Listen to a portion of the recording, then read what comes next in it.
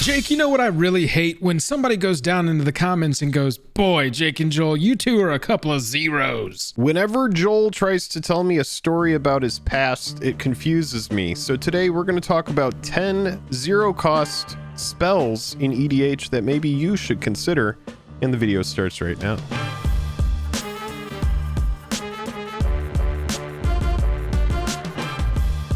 Highest level of gratitude to our patrons who power the channel through Patreon. Check out the Patreon link in the description to learn about monthly giveaways, VIP Discord access, and even our official playmat. Hello and welcome to The Day. Thank you for spending your time with us. I'm Jake. I'm Joel. Welcome back to another episode of Jake and Joel Are Magic. Y'all aren't zeros, but we're going to talk about some. We've got some zero-cost spells that you might want to consider for your EDH decks. But before we get into it, if you like the video or if it helps you at all, by the end of it, hit that like button, hit that subscribe button, and if you don't like it, hit that dislike button. That's the best way to support the channel, and you can head on over to Patreon and get involved on a deeper level if that's something you're interested in. So zero-cost spells, and a couple of the spells on this list are going to be spells where you can pay an alternative cost. Hint, hint, it's going to be life. And just the impact of being able to play something for zero, being able to pay an alternative cost can be so impactful in EDH. Now, some of these cards you may have seen from like modern decks, you may have seen these in other constructed formats, and you might not have considered them for EDH. Some of you may have. Let's go ahead and get into these cards. That's right, Jake. I can't tell you how many turns I have something else to do, but I'm out of mana, and I wish I could cast that one little thing, get that one extra effect, and these zero-cost spells help us do that.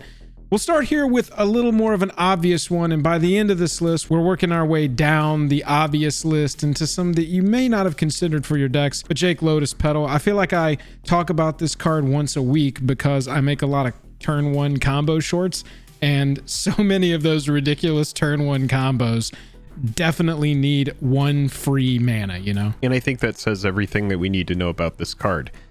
This $15 common from Tempest is just kind of like one of these cards that back then, it just kind of sped up the format a little bit. But this was before Wizards of the Coast, before Wizards of the Coast had sanctioned EDH, before EDH had even come about. So once he's rotated, there was not really much to think about it after that. But then once EDH came back, and now especially with competitive EDH, we can't really overstate how powerful having a zero-cost Lotus Pedal, a zero-cost just one extra mana, whether it means getting your commander back out, or like Joel was talking about, that one extra mana that's needed in order to pull off a crazy combo.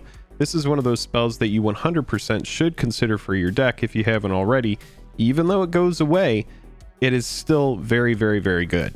In a lot of artifact strategy decks, recurring a zero-cost artifact is not difficult. And so when you have a spell, an artifact that comes onto the battlefield for zero, sacrifice is part of its entire existence. It is ready to come back from your graveyard. So yeah, Lotus Pedal I think has a lot of value. And Tormod's Crypt, Jake, is almost the exact same way, just a different effect. Yeah, so Tormod's Crypt, of course, you need to have this on the battlefield before you can use it, but we're talking about another spell that, again, costs nothing and is going to be able to turn off a graveyard strategy. It can stop a combo right in its tracks in certain situations. So this is one of those cards that, you know, I have had it in my decks, I've taken it out of my decks, but it's one of those cards that I always come back to because there are good uses for it, and there's so many situations where I'll be at the table and I'll be like, oh man, a Tormod's Crypt would have been really good right now. Yeah, absolutely. I mean, it's going to be a little meta dependent, but if you've got a lot of Carador decks running around, Tormod's Crypt and the recurability again of a zero cost artifact that is designed to go to the graveyard, this is a card that you will get some value out of. I really like things like Mishras Bauble too. They fall into the same category, very easily recurable artifacts, but you're going to get a little bit of information by looking at the top card of a player's library, and you're just going to get to draw a card. I mean, it replaces itself. And so if you've got any sort of synergy, again, artifacts going to the graveyard, counting artifacts in your graveyard, any sort of cantrips you need, this is going to allow you to draw a card basically when you're done using it. You get whatever value out of it you need, get a little bit of info, and then you're done with it, draw a card, you're done. Yeah, exactly. This is one of those cards that whenever it gets reprinted, it like gets pummeled down to like the $5 range, and then it just shoots right back up because Constructed wants it. as a 4-of copy in modern decks, and then it's also a highly like we're talking about right now, it's also highly applicable in EDH. It's essentially one less slot in your deck. It is a 0-cost cantrip. You get a little bit of information, just like Joel said. Yeah, it's very leaning towards CEDH. We've got a video, or we will have a video, depending on when you're watching this, for every mana value, our favorite spells or spells you haven't considered. And lower on the totem pole, when we're making those videos that are 0 mana, 1 mana, 2 mana, that's where you're going to see your more competitive, applicable cards. Mishras Bauble, do you need to put it in your casual dinosaurs deck led by Gishath? No, this doesn't really belong in that deck. But if you've got something that's a little more tuned, a little more, people are going, all right, let's not play CEDH anybody, but let's play some 8s. Let's play some really strong 9s. Let's have a pummel match of EDH. Does it check for Metalcraft? Is it a deck where Metalcraft matters? Exactly. Right? I mean, and then all of a sudden Mishra's Bauble becomes even more potent. So yeah, really, really strong card, and something that you may not think of for EDH. And while we're talking about baubles, let's talk about Urza's Bauble. Very similar card. So 0 cost here, and sacrifice Urza's Bauble. Choose a card at random from target player's hand and look at that card and draw a card at the beginning of the next turn. So it does the exact same thing that Bauble does on the next turn. You're drawing a card, but this time it's a random effect who you're going to get a little bit of information from. But again, it's redundancy. Most likely Urza's Bauble is going to be in the same deck that Mishra's Bauble is in. Oh yeah, absolutely. It's some sort of eggs deck, and eggs is a shorthand for an archetype that's got a lot of 0-cost artifacts that are all like dying and returning and dying and returning. And so and then second sunrise and right, exactly. It's that kind of thing that you're looking for. Okay, so that's a lot of like cantrips and 0-cost stuff that'll be good in combos and different synergies. Jake, I think this card has some playability in a vacuum without the strategies and, a lot of like synergy needed to really justify it. If you've got a deck that you're depending on Lightning Greaves or Swiftfoot Boots, any protection for your commander, you want to get your commander onto the battlefield and never have it leave, Welding Jar is some nice redundancy to that card. Those Lightning Greaves are going to be a huge target if that's pretty much your strategy, is get that out there, protect the commander. Welding Jars protects the Lightning Greaves, right? And so it doesn't cantrip, unfortunately, but it is easily recurable. Like I said, these 0-cost artifacts, sacrifice the Welding Jar, save your Lightning Greaves. Sacrifice your Welding Jar, save your critical artifact that's needed for your entire strategy. I think that, Jake, this has got some playability wider than even some of the cards we've talked about. I mean, any artifact commander wants it as well, right? Because, for example, I used to run Sharum the Hegemon, and this is a great card for that as well. And Sharum is one of those cards where it gets the artifact back by itself on the card. R.I.P. Golos, right? Yeah, exactly. So, Welding Jar, this is definitely a strong card, something that you should 1,000,000% consider, especially if you are playing an artifact commander. You may look over the card. You may be like, no, I don't really need that. But the first time that your commander just gets aced and you're like, well, actually, if I had a Welding Jar out there that I could have played for 0 before it, that would have kind of been a flag bearer that the opponent would have had to deal with before they got to my commander. So yeah, very powerful card and very pesky card as well. For some commanders, you want to play them a turn later than you actually could because you want to hold open a mana or two to give it protection from a color or give it indestructible until end of turn. And Welding Jar just lets you do that. Get it out on curve, Exactly. Let's talk about a free spell. Now, this one you do need to have mana for on the next turn, but we did want to include this card just because I do think we value spot removal a lot, and this is going to allow you late game, or at least when you have 3 mana on the next turn, in order to tap out completely and still stay up for a removal spell. So it's just a very strong, very straight to the point. It does have a little bit of a restriction in there with non-black, but it hits a nice range of cards. This one's representative to me for all the packs. This is, there are 3 really good EDH packs in my mind: Pact of Negation, Pact of Summoning, and Slaughter Pact. Summoning Pact, Summoner's Pact, whatever. Whatever it's called. Yeah. This one is the lowest CMC that you then have to pay on the back end, so that at the beginning of your next upkeep, so that you don't lose the game. So that's why we kind of chose this one, because we know we're kind of fudging the rules a little bit here with a 0-cost spell. But Slaughter Pact, Pact of Negation, Summoner's Pact, these are fantastic instant speed spells. You know, with Summoner's EOT, go get your creature, put it into your hand. You got to pay some mana again on the front end of your next turn, but you know, no summoning sickness, right? Right, exactly. Especially with Slaughter Pact and with Pact of Negation, tapping out doesn't close, you know, doesn't make you completely shields down, is really the point. And that is what is the point of a zero cost spell, and why we chose to include a representative of the pacts in this video, because it follows the same thought process, right? Having no resources but still being able to do something that can be critical in EDH at the right moments. Yeah, and I'm going to add this, and I know that this is very situational, but once your meta knows that you run cards like this, you're able to make psychological plays with, like, just the thought of having these cards in hand at the moment. Like, oh, I don't know if you want to swing at me. They're like, well, you are tapped out, but you do run the packs, and so you might kill it if you come at me. So kind of a political card and a little bit of a head games card. Then they swing at you with their black creature anyway. They're like, Slaughter Pact can't get me, boy. Right, exactly. Sorry. Yeah, sure. Jake, Noxious Revival's up next, and this is kind of us fudging the rules a little bit again, but I mean, paying 2 life instead of mana, this basically broke the game when it was in standard, right? Yeah, so many of these cards have been banned in random formats and stuff just because they've been, again, just being able to pay life. There's a reason, let's just say this, there's a reason why Channel is banned, right?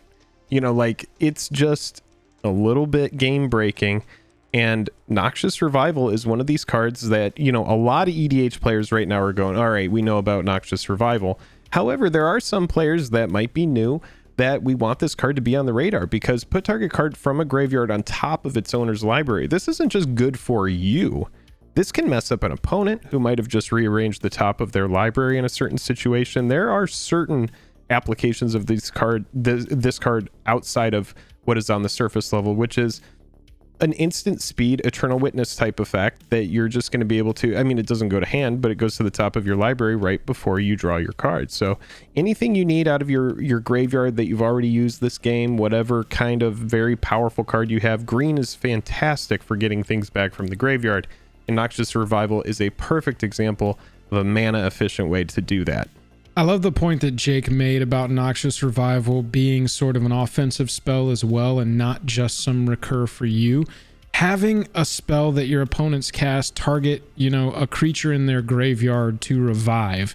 Suddenly you Noxious Revival that creature back on top of their library. Their spell fizzles. They get it back. They're going to get it back, but they've got to, you know, it's buying yourself a little bit of time. It's a little tempo of a play. It's clunky for them, right? Sure, it's and like Jake said, it's not always going to be applicable, but it's those little interactions that can really push some of these spells into, okay, now I know how to use that a little bit better. Now I know that it is a little bit stronger than it looks on the surface. And with Phyrexian mana, just like the packs, just like anything that costs 0 legitimately, being tapped out, not meaning your shields down, can be very, very strong. Jake, we also put Gataxian Probe on here. Yeah, Probe made it on this list because Probe is the card that got banned in constructed formats that Bauble replaced, and so Probe is on this list for the exact same reason that Mishras Bobble and Urzas Bobble are on it. We have a very simple card here that gets us perfect information. We get to look at target player's hand, and then we draw a card. So for 2 life, that's the application based on the video that we have here. For 2 life, what we're doing is we are looking at a hand, drawing a card. It's just 1 less slot in the deck. And it's perfect information, better than either of the baubles. This is letting us look at an entire hand of a target player. And I mean, any Storm deck wants this. Any kind of deck where you're just going to want to be casting spells, instants and sorceries. One that's basically free, especially in Commander, 2 life, who cares? And it replaces itself so that you can keep casting spells, getting your prowess up, or whatever you're trying to do with all your spell casts. This is the kind of card that can definitely put you over the top. Plus, the art is amazing, and it's great nightmare fuel. Yeah, it really is. Jake, looking at Paradise Mantle next, I think this one is the one that's going to require a little bit more explanation.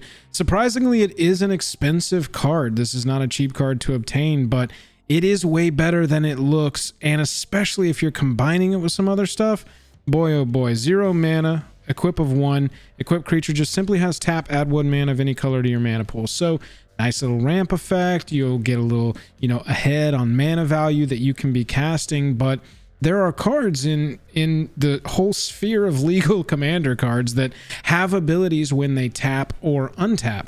When those cards were designed for the standard meta that they were in, they were designed to be attacking to get that ability when they tap to attack, or when they untap, they were maybe meant to have attacked, and at the beginning of your turn, they're coming untapped. And so they're balanced out a little bit by the fact that they'll have to get into danger so that you can get their effect. But Jake, having a tap ability on an equipment that's basically just 1 straight up, you can get it on the battlefield for 0 to help with metalcraft like you talked about earlier. Sure. But then equip it for 1.